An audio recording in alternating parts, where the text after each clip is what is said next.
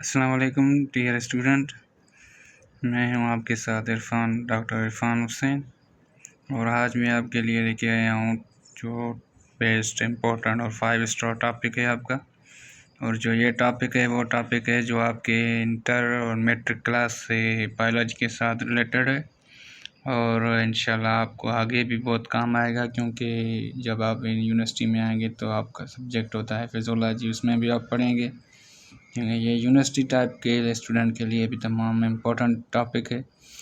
तो इंशाल्लाह हम पूरी कोशिश करेंगे आपको अच्छी नॉलेज दें, और आपका भी इंशाल्लाह कोऑपरेशन चाहिए। तो आज मैं आपको ये टॉपिक पढ़ाऊँगा, और ये आपका टॉपिक जो है वो है चैप्टर नंबर 1 है इंटर में, और सेकंड चैप्टर है मैट्रिक में। और टॉपिक का नाम है आपका होम्योस्टेटस। होम्योस्टेटस क्या है, होम्योस्टेटस कैसे मेंटेन होता है बॉडी के अंदर, तो आज हम वो डिस्कस करेंगे। तो सिंपली होम्योस्टेटस की माना होती है टू कांस्टेंट, मीन्स किसी भी चीज़ को चेंज न किया जाए, वो जैसी हालत में वो वैसी हालत में रहे, तो हम उसे बोलते हैं होम्योस्टेटस। और कांस्टेंट के माना यही है कि जो चीज़ जैसी है वो वैसी रहे। तो हमारी बॉडी के अंदर कैसे होम्योस्टेसिस होता है, हमारी किताब के मुताबिक जो डेफिनेशन है इसकी यही है कि इंटरनल इन्वायरमेंट जो बॉडी का है वो रिमेन सेम हो, यानी बॉडी के अंदर जो इन्वायरमेंट है वो उसमें कोई चेंज ना आए, वो सेम ही रहे, उसमें कोई तब्दीली ना आए, तो हम उसे होम्योस्टेसिस बोलते हैं।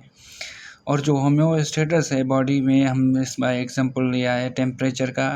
आपको समझाने के लिए आप और भी एग्जांपल ले सकते हैं, ऐसा नहीं है कि टेम्परेचर ही हो, किसी भी सिस्टम का एग्जांपल ले सकते हैं, आप समझा सकते हैं, या किसी भी स्टूडेंट को। तो मैंने सिंपली टेम्परेचर का एग्जांपल लिया है कि टेम्परेचर जो होता है बॉडी का, वो हमारी बॉडी के इंटरनल टेम्परेचर जो है बॉडी का, वो एक्सटर्नल इन्वायरमेंटल टेम्परेचर के साथ रिलेटेड है।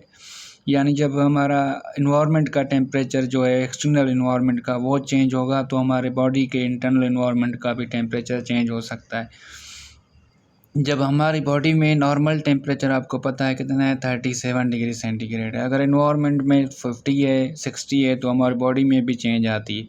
जैसे समर में आपको पता है कि समर में क्या होता है, हमारी बॉडी का टेम्परेचर बढ़ जाता है, और विंटर में हमारी बॉडी का टेम्परेचर जो है वो कम हो जाता है।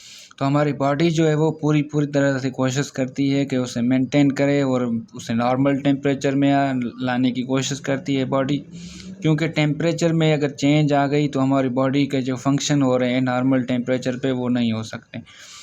और मैंने लिखी भी है पॉइंट, और body temperature change simultaneously with environmental temperature. जब हमारी बॉडी में टेम्परेचर तब चेंज होता है जब हमारे इन्वायरमेंट का टेम्परेचर चेंज होता है।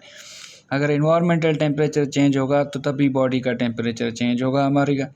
सिंपल कॉन्सेप्ट है। नॉर्मल टेम्परेचर 37 है, अब 37 ही रहेगा तो हमारी बॉडी में जो फंक्शन है वो भी सेम रहेंगे। अगर जैसे को रिस्पायरेटरी सिस्टम है, हमारे कार्डियोवास्कुलर सिस्टम में, यूरिनरी सिस्टम में, और जो सारे सिस्टम है हमारी बॉडी के, वो तभी नॉर्मल होते हैं जब हमारी बॉडी का नॉर्मल टेम्परेचर होता है। 2 कंडीशंस रिक्वायर होते हैं इसे समझने के लिए होम्योस्टेटस को। होम्योस्टेटस में जिसमें एक है होम्योस्टेटिक कंडीशन और दूसरी है नॉन होम्योस्टेटिक कंडीशन। होम्योस्टेटिक हम ऐसे बोल सकते हैं कि वो कंडीशन जिसमें हमारी बॉडी में कोई भी चेंज ना आए, कोई भी तब्दीली ना आए, हमारी बॉडी में जो फंक्शन हो रहे हैं वो नॉर्मली तौर पे परफॉर्म हो, तो उसे हम होम्योस्टेटिक कंडीशन बोलते हैं। जैसे कि प्रोटीन है, एंजाइम है, हार्मोन है, एंटीजीन, एंटीबॉडी, और अदर सिस्टम जो बॉडी के जैसे कार्डियोवास्कुलर, रिस्पायरेटरी, एक्सक्रीटरी, और जो दूसरे सिस्टम है बॉडी में, ये सारे जब नॉर्मल होते हैं ना तो हम उसे बोलते हैं होम्योस्टेटिक। ये सारे नॉर्मल जब फंक्शन करेंगे, प्रोटीन नॉर्मली वर्क करेगी, हार्मोन, एंजाइम, एंटीजीन, एंटीबॉडी, तो ये हमारी होती है होम्योस्टेटिक कंडीशन। नॉन होम्योस्टेटिक उसे बोलते हैं जिसमें ये सारे जो नॉर्मल फंक्शन कर रहे हैं उनमें नॉर्मली फंक्शन हो, वो नॉर्मल तौर पे वर्क ना करे बॉडी में, तो उसे हम बोलते हैं नॉन होम्योस्टेटिक कंडीशन। तो ये होती है नॉन होम्योस्टेटिक। और नॉन होम्योस्टेटिक को फर्दर डिवाइड किया गया है 2 कंडीशन में, एक होती है हाइपोथर्मिया और दूसरी होती है हाइपरथर्मिया। तो हाइपोथर्मिया और हाइपरथर्मिया क्या है, मैं थोड़ा कॉन्सेप्ट आपको दे देता हूँ। इंशाल्लाह नेक्स्ट लेक्चर में अपलोड करूँगा, उसमें डिटेल ही होगी हाइपर और हाइपोथर्मिया के बारे में। तो हम आगे चलते हैं, हाइपर और हाइपो का थोड़ा आपको कॉन्सेप्ट देता हूँ मैं। तो हाइपर क्या है और हाइपो क्या है, तो ये हम समझते हैं थोड़ा कंसेप्ट हाइपर और हाइपो।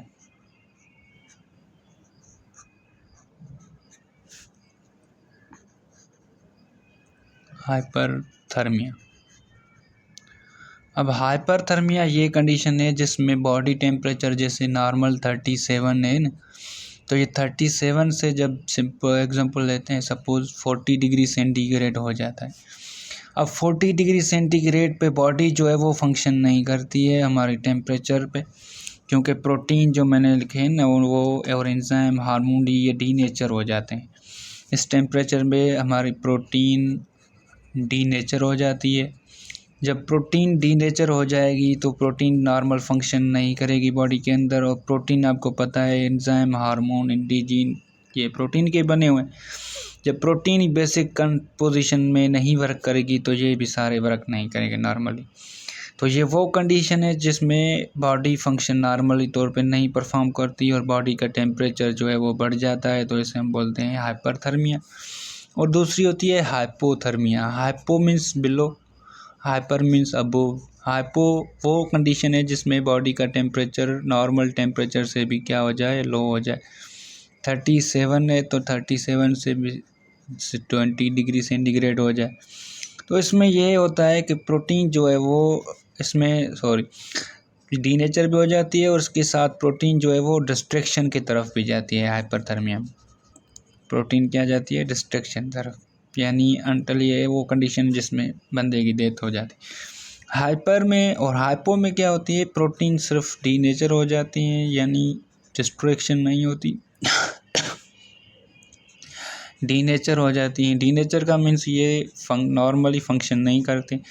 अगर टेम्परेचर नॉर्मल हो जाता है तो फिर ये डीनेचर से रिटर्न बैक हो जाती है, यानी नॉर्मल कंडीशन में आ जाते हैं, फिर फंक्शन हो सकता है नॉर्मली तौर पे। मगर वो जो कंडीशन है उसमें नॉर्मल फंक्शन नहीं हो सकता अगर डिस्ट्रैक्शन हो।